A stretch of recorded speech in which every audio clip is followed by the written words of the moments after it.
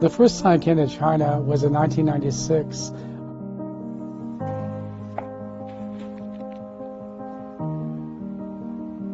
I was sent over here from a customer to audit a Chinese company in Huadu.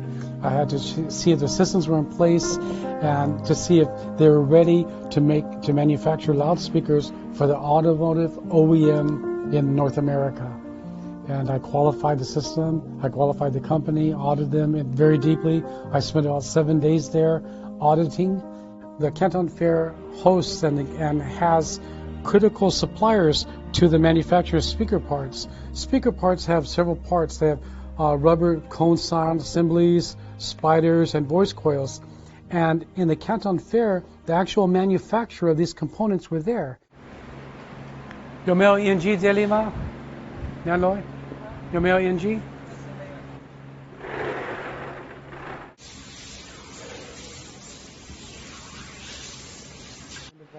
In the mid-90s, up until 2015, the Canton Fair was a critical show to attend.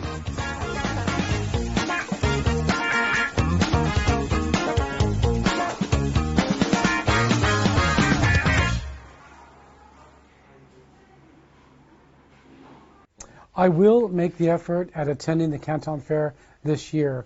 I want to see the companies that have made it through these curious times. I want to see if they made it and if they've been affected by the business, what lessons they can learn. Although it's been devastating for some companies, it's been very good for others. And the healthy companies have learned how to become lean and filter and really hone in on their efficiencies in manufacturing product.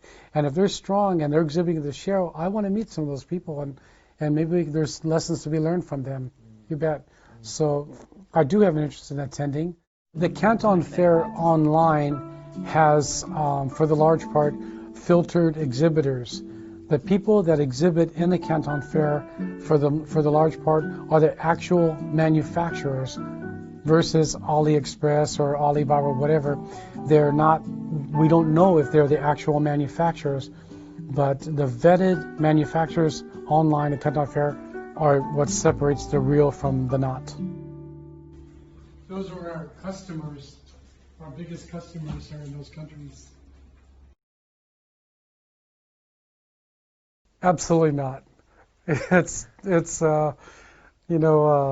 the legislators have this idea to take the tariffs that they took from imports to help pay for the move of American companies back to the United States, but it's cost prohibitive. There is no greater resource on the planet than in China to manufacture what we do. China has the greatest resources of copper, aluminum, steel, magnets, paper cones, you name it.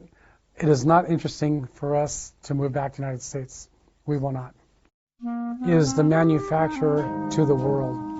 And China has built a very stable and sustainable manufacturing effort of being the manufacturer to the world. There is no way that the United States can afford not to use China as a manufacturer.